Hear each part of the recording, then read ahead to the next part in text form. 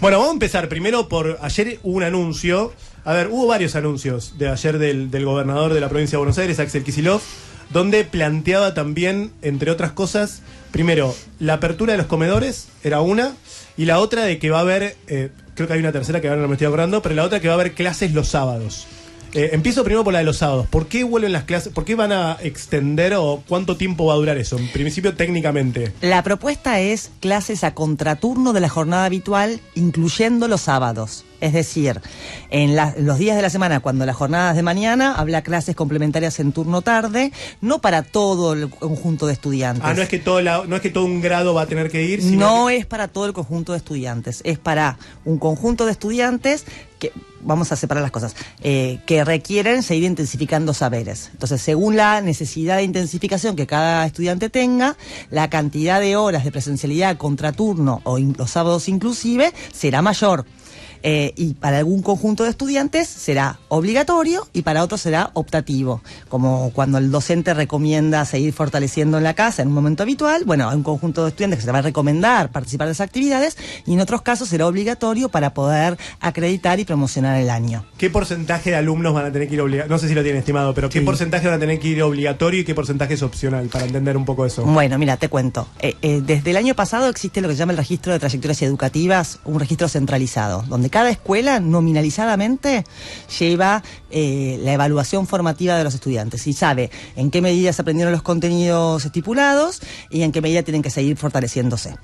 Cuál es el nivel de desempeño y cuál es el nivel de participación. Las dos variables se analizan permanentemente. Entonces, esa nominalización que hace cada escuela se le informa a la Dirección General de Cultura y Educación. Y con esta información es que vamos planificando los diferentes dispositivos que comprenden el conjunto de estudiantes. Tenemos, por ejemplo, el 83,4% de la matrícula de nivel obligatorio, primario y secundario de la provincia de Buenos Aires se encuentra con una trayectoria educativa afianzada. Esto quiere decir que el nivel de participación de las propuestas educativas, hayan sido presenciales o en entornos virtuales, registra un muy buen nivel de desempeño y se han alcanzado los objetivos propuestos. Hay un 17% que se organiza en, digamos, 3 subgrupos. Un gran grupo, que es el 14% de ese 17%, son los estudiantes que tienen saberes pendientes en algún área. En ese grupo está desde el estudiante habitual de secundario que promociona a un año siguiente con 2 materias previas, hasta un conjunto de estudiantes que tienen saberes pendientes en más de 2 áreas. Y después tenés un grupo reducido, que es el 3,2% de los estudiantes de la provincia de Buenos Aires, de nivel obligatorio, que se encuentra en una situación de desvinculación pedagógica. Esto quiere decir que su participación en las actividades educativas fue baja, o de baja, muy intermitente, baja o nula. Que no es importante destacar que no se trata de estar desconectados de la escuela. Están en contacto con la escuela, hablan con los docentes, están en contacto con sus familias, se los invite, se los convoque, se les propone diferentes propuestas para que vuelvan a participar activamente de las propuestas educativas, pero no lo están haciendo de forma habitual o con intensidad. Ok, entonces el 17% son los que más complicados están, son los que van a ir el sábado seguro. El 17% no son los que más complicados están. El 17%, ahí es un 14%, por ejemplo, este 14% que te digo, vos tenés 155.000 chicos que se llevaron 2 materias, estrictamente hablando, como si uno lo comparara con el año habitual, ¿entendés? Ese grupo tiene que participar, sí, para 2 materias, para lograr fortalecer esos contenidos y que no las tengan previas. Ok, y el 83 es el que no va a participar. Bien. De ese 17, algunos serán obligatorios y con mayor intensidad y otros serán optativos. ¿Y esto entre ahora? Septiembre, octubre, noviembre y diciembre. Enero no. En diciembre se hace una nueva evaluación y se identifican quiénes se intensificando en el mes de febrero. Entonces, el mes de febrero, el 1 de febrero, comienzan las actividades de intensificación para esos estudiantes que lo requieran. Hay una pregunta que está dando vueltas, que es ¿por qué ahora? Estaban, no sé, es ahora el momento, se dieron cuenta ahora, porque, a ver, todas las medidas que se tomen ahora, yo lo hablaba antes con el barbijo también. Uno puede entender la situación epidemiológica y también puede entender también a la vez la situación electoral. Bueno, entonces pregunto. Hagamos el recorrido de todo lo hecho en todo este tiempo, tan difícil e inédito. En septiembre del 2020, la provincia de Buenos Aires lanzó la primera versión del programa ATR. Que era ir a las casas. Que era un conjunto de trabajadores y trabajadoras docentes que se incorporaban a las escuelas para fortalecer el trabajo que la escuela venía haciendo, que eran visitas domiciliarias, acciones de revinculación para llevar material educativo, para dar orientaciones pedagógicas, y que se circunscribía al grupo de estudiantes que más criticidad tenían, este 3% desvinculado, digamos. Bien. Que en ese momento era un poco más. Y que fruto de todo ese trabajo se fue revinculando a estudiantes. Esos estudiantes después participaron también de acciones en el verano. Y en el mes de febrero, en enero fueron acciones lúdico-recreativas, y en el mes de febrero participaron de actividades de clases presenciales a contraturno o en diferentes horarios. Esta línea de trabajo permitió que cada vez fueran más los chicos que pudieran afianzar sus trayectorias. Y se sostuvieron acciones desde el 1 de marzo, que comienza la presencialidad en los 135 distritos de la provincia de Buenos Aires para el conjunto de los estudiantes, y que después, a lo largo de marzo hasta ahora, hubieron diferentes momentos de suspensión, pero esa suspensión de presencialidad, primero, no supuso suspensión de clases en ningún momento, y segundo, fue una suspensión de presencialidad focalizada temporal y geográficamente. En la provincia de Buenos Aires trabajamos a nivel de paraje y localidad. Claro, nosotros hacemos foco, es cierto que nosotros hacemos mucho foco en el conurbano porque es donde está la mayor concentración de gente. Esto ya lo discutimos, me acuerdo que yo decía, la provincia no, en el interior, son los etcétera. 40 distritos del conurbano donde hay una mayor concentración de estudiantes y de trabajadores y trabajadoras docentes y auxiliares, claro, lógicamente. Ahora, la suspensión de presencialidad en el conurbano se dio desde el 19 de abril al 19 de junio. Fueron esas 8 semanas. Pero antes no iban todos los días. Es que la presencialidad que se inició tanto en la provincia de Buenos Aires como en todas las jurisdicciones del país, tenían los mismos protocolos de seguimiento. ¿Cuáles eran estos? Vos tenías que poder garantizar una distancia de 1,5 metros entre estudiantes. Esa distancia, además de la ventilación, del barbijo, de la limpieza, la desinfección, esa distancia de 1,5 metros te llevaba a que en algunos establecimientos educativos, según la cantidad de estudiantes y espacios que tuvieras, tenías que subdividir los grupos. Y de esa subdivisión surgía la alternancia, una semana sí, una semana no. No era una definición ni educativa, sino que era una definición de adaptación de la organización de la escuela en función de esa medida sanitaria, que era 1,5 metros de distancia entre las personas, entre estudiantes. Ahora, ayer escuchaba a Axel Kicillof y decía, estamos charlando para aquellos que recién se enganchan con Agustina Vila, que es directora general de Cultura y Educación de la provincia de Buenos Aires. Y planteaba ayer que yo no sabía esto, que los comedores iban a abrir a partir del 1 de octubre. O sea eso también te lo aclaro más.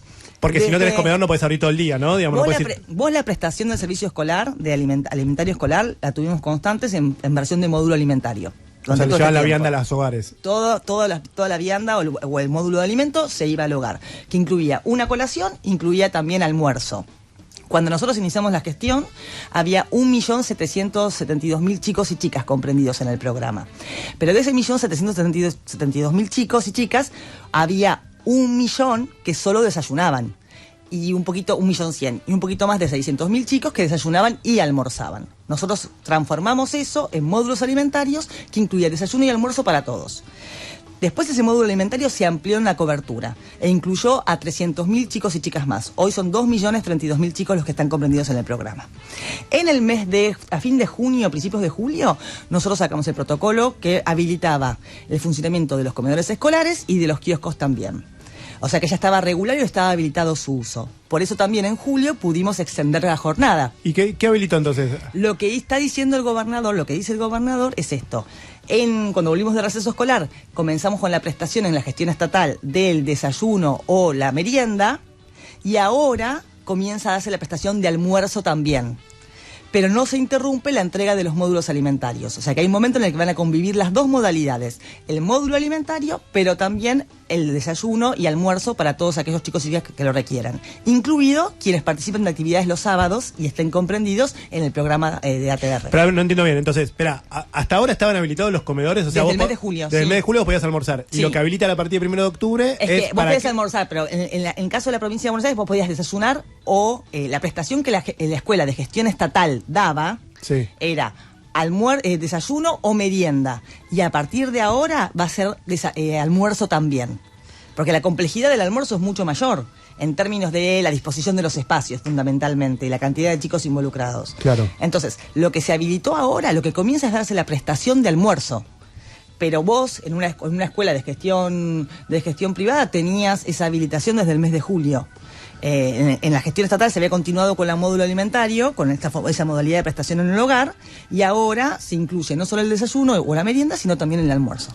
Ya saben cuándo, vos me decías antes el 17%, de ahí hay un 3% que se desvinculó. Sí. ¿Cuántos son los chicos que tuvieron baja o nula para, así es como los describen? Hagamos el cálculo del porcentaje. Es aproximadamente 120.000 chicos y chicas. 120.000 chicas. Concentrados fundamentalmente en el nivel secundario. Claro. Vos pensás que la matrícula de la provincia de Buenos Aires es enorme, es una matrícula muy voluminosa, ¿no? Muy heterogénea también en términos de realidades, realidades rurales, realidades urbanas, situaciones de vulnerabilidad socioeconómica, viste, muy dispar, es muy complejo. Entonces, no es que esa situación de trayectoria educativa afianzada, en proceso o discontinua, se refleja de la misma forma en la realidad de cada distrito. Entonces vos tenés más o menos, en la actualidad son 121.000 chicos y chicas, fundamentalmente del nivel secundario, que tienen un proceso de desvinculación sobre los que se sigue trabajando. O sea, que hoy veía un informe de CIPEC, para aquellos que se enganchan, estamos charlando con Agustina Vila, que es directora general de Cultura y Educación de la provincia de Buenos Aires. Veía un informe de CIPEC, no sé si lo pudo ver, si lo pudiste ver. No lo leí, pero sí escuché las referencias. Es interesante porque plantea cómo es el porcentaje de jóvenes entre 15 y 17 años fuera de la escuela, esto en todo el país, ¿no? Uh-huh. Y plantea que, por ejemplo, en 2010 era del 24%, en 2012 del 22%, venía bajando hasta, obviamente hasta la pandemia, y ahora volvió a ser del 22%. Mira, bien metodológicamente cómo que construyeron ese dato, la verdad es que no lo tengo analizado. Tendría que poder mirar cuál fue la metodología utilizada, porque también vos estás extrapolando indicadores y formas de medición de la consistencia interna del sistema que están forzados por la lógica de no, pero vos ves, por ejemplo, datos de la OIT donde dice que 1 de cada 2 adolescentes que empezaron a trabajar lo hicieron durante la pandemia. O sea, ves todo es que a ver, más allá del porcentaje que pueda estar proyectando CIPEC y cómo es que construyen, con qué metodología. Digamos, acá no se trata de poner números, se trata de hablar de historias y trayectorias educativas, y nadie puede negar que trae un impacto en términos educativos muy grande la pandemia, digamos, y por un montón de aspectos. Primero porque había brechas educativas preexistentes. Esas brechas educativas preexistentes se vienen a profundizar con esto, porque la pandemia nos afectó a todos y a todas, pero a quienes peor les afectó es a los que más vulnerables eran, de entrada. Y la escuela es un lugar aparte fundamental, ¿no? Y la escuela es un lugar fundamental, y lo que afectó, por supuesto que la presencialidad intermitente que tuvimos este año no fueron las mejores condiciones en términos educativos. Nadie nunca lo discutió, es una definición de política sanitaria para cuidar la vida y la salud, no fue una definición de política educativa la presencialidad intermitente. Ahora, se hicieron un montón de esfuerzos desde los trabajadores docentes, desde el gobierno, desde las organizaciones sociales, las familias y los estudiantes para sostener la continuidad pedagógica. Eso existe, y la verdad que hoy estamos en condiciones de mayor presencialidad que facilita todo muchísimo más.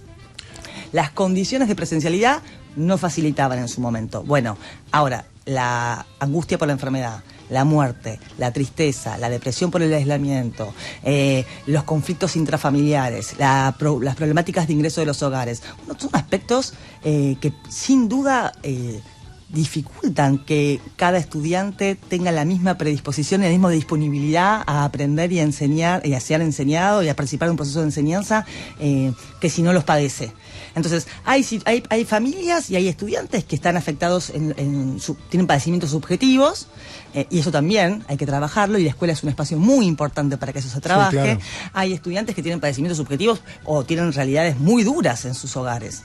Bueno, eso es parte del proceso de reparación que tenemos que encarar.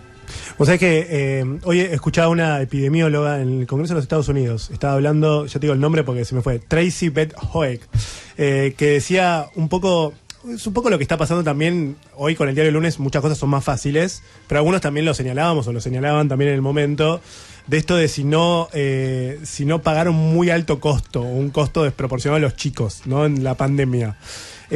Cuando viste que se habla mucho ahora del análisis electoral o lo que fuera, ¿no? Sí. Hay que meterle plata en el bolsillo, dicen algunos, otros dicen, no, bueno, el tema de las escuelas. ¿crees que tuvo un impacto electoral que todo lo que sucedió con las escuelas o la poca presencialidad o no sé, esa disputa también política que hubo muy fuerte donde quizás el gobierno de la ciudad fue más audaz? Esto por lo menos, esta es mi visión, y quizás otros, el gobierno nacional o la provincia fueron quizás más cuidadosos, menos audaz, no sé, llámalo como, me poné vos el adjetivo, no lo voy a poner yo por vos. Apostaron menos por esa política. No, de ninguna forma se trata en de términos, menos. a ver, digo apuesta, yo esto lo hablé con Nicolás Trota una vez. Digo apuesta y él me decía, no puedes decir apuesta porque esto es en términos científicos y todo. Bueno, pero cada decisión que vos tomás en términos sanitarios es una apuesta. Después tenés que cerrar o lo que fuera y vas ajustando. Pero mi pregunta es, ¿qué impacto para vos tuvo el...? En primer lugar, una de tus afirmaciones de recién. Sin duda que el tratamiento que se le dio en la agenda y la cobertura mediática que se hizo del desafío educativo que estábamos atravesando en la pandemia no contribuyó en lo más mínimo a generar las condiciones, sí al principio, pero después cuando comenzó esa discusión y esas afirmaciones que partían muchas veces de un profundo desconocimiento respecto a la realidad de otros y otras jurisdicciones.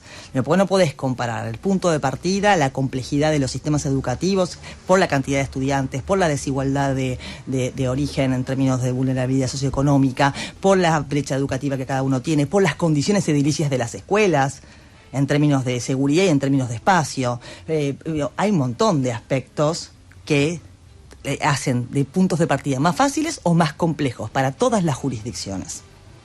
El sistema sanitario de la provincia de Buenos Aires y el sistema educativo de la provincia de Buenos Aires no estaba en condiciones antes de la pandemia. Esa es la realidad. Los chicos y las chicas no tenían computadoras en sus hogares, pues se había interrumpido el programa. No solo el programa se había interrumpido de distribución de computadoras, se había interrumpido hasta el soporte tecnológico de esas computadoras, con lo cual en este tiempo hicimos 120.000 computadoras reparadas porque no habían sido sostenidas en soporte en su tiempo. Muchísimas escuelas no tenían internet, muchísimas escuelas no tenían servicios básicos funcionando como debía ser. Ni agua, ni luz, ni gas, ni techos en condiciones que se filtraban, ni calefacción. Entonces, el plan de obras que nosotros iniciamos ya allá en el mes de enero del 2020 era un plan de obras que venía a tratar de comenzar a reparar una situación que además se desconocía en profundidad, porque no había registros centralizados en la provincia de Buenos Aires de cuál era la situación de las escuelas. Y comenzamos con 800 obras, que fuimos las que relevamos inmediatamente cuando nosotros llegamos al gobierno, y hoy vamos con más de 3.200 obras ya finalizadas, y estamos con 1.400 más en curso. Y seguimos reparando y seguimos subsanando situaciones edilicias. Con lo cual, una escuela que no tiene espacio, una escuela que no tiene gas, una escuela que no tiene agua, una escuela que la electricidad no funciona bien, no está preparada para el funcionamiento habitual, mucho menos para un contexto de presencialidad cuidada como exige una pandemia. Así que hablemos, después, un volumen de estudiantes, un sistema tan extenso y tan diverso, 300.000 kilómetros cuadrados, 135 distritos, urbano y ruralidad, situaciones, como te decía, de profunda desigualdad. Digamos, no genera el mismo punto de partida y las mismas necesidades de intervención para poder acompañar. Porque la pandemia fue una situación inédita, dificilísima, para la que nadie tenía una cartografía, nadie tenía un mapa, nadie sabía cómo hacer. Acuérdate que cuando empezó la pandemia, en abril, marzo del año pasado, hasta julio, se seguía centralizando toda la atención en lo que era la desinfección, la limpieza y la higiene. Cuando después lo que resulta ser más preponderante era la cuestión de la ventilación. Bueno, entonces ahí ya estábamos incorporando los medidores de dióxido de carbono, estábamos reparando las estufas, porque si no también la presencialidad era imposible, pues no había calefacción y no tenías ventilación, y la ventilación la tenías que garantizar, era inevitable estar en la escuela cuando dejas temperaturas en el campo o en rurales. Yo ahí lo que pregunto es, la duda que tengo, Agustina, estamos hablando con Agustina Vila, que es directora de Cultura y Educación de la Provincia de Buenos Aires. Y el sistema sanitario también estaba en las mismas situaciones. Entonces no estaba en condiciones ni de atender las necesidades básicas prepandémicas. Imagínate una pandemia de la dimensión que azotó al mundo entero. Vos veías las escenas en el mundo entero cuando colapsaban hospitales y sistemas sanitarios de países desarrollados, de países con muchísimos recursos que habían sostenido su inversión en sanitaria, y decías, ¿y a mí qué me esperan en el conurbano bonaerense? Yo me preguntaba cuando Alberto Fernández decidió, no me acuerdo que fue el 13 de abril, la decisión de... El 19 es cuando empezó, se suspendió la presencialidad en el conurbano, pero no me acuerdo si fue el 13 o el 16. Pero por ahí. Yo ahí me quedé con la duda de si no hubiera sido posible hilar fino, decir, bueno, para nivel inicial no. primaria sí, secundaria sí, ponele. Secundaria que es más fácil, donde vos trasladás a lo virtual y quizás podés tener una continuidad pedagógica con chicos más grandes. Es que de vuelta, hay situaciones de, digamos, nivel de autonomía de los chicos según la edad que tienen, en el nivel educativo en el que se encuentran, que sin duda lo dificultan más. El programa TR, que nosotros estamos haciendo hoy, contempla para todos los chicos y chicas de primer grado y segundo grado, primer y segundo grado a nivel primario, la posibilidad de talleres presenciales a contraturno, no importa en qué situación de contenidos, no importa que se hayan alcanzado los contenidos previstos, se presentan esas propuestas de presencialidad a contraturno para matemática, lengua, para que puedan afianzar su contenido y su vínculo y su experiencia escolar, porque lógicamente empezaron la escolarización en el primario sin la presencialidad habitual que se requiere.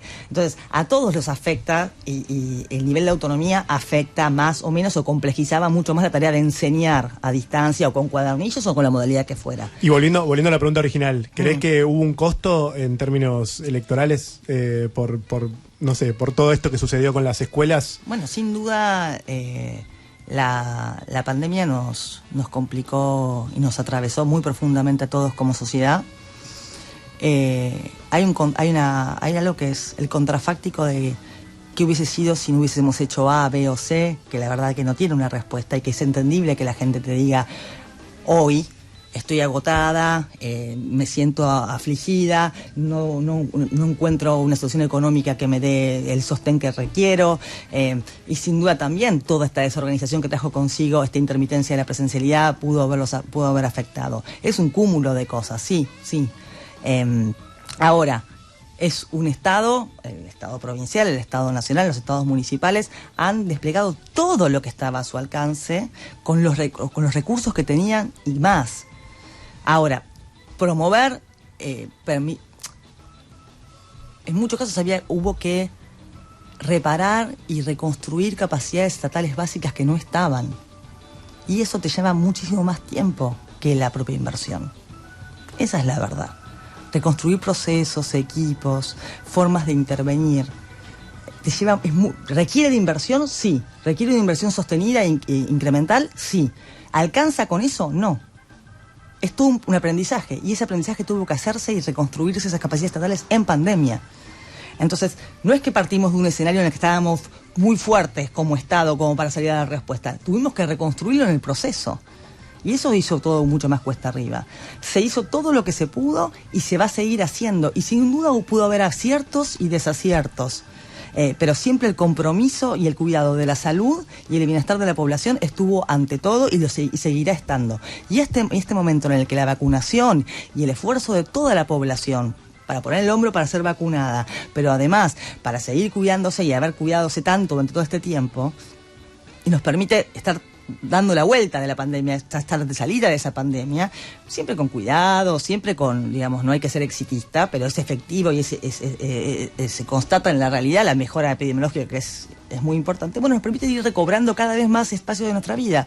Y así lo seguiremos haciendo. Y en esos espacios de nuestra vida que vamos recobrando, bueno, le vamos a dar prioridad a algunas cosas en particular. Así como le damos prioridad al reencuentro social y a los afectos, también le tenemos que dar, por supuesto, prioridad a la educación y generar todas las instancias para reparar de la mejor forma y de la forma más rápida posible, que no va a ser inmediata,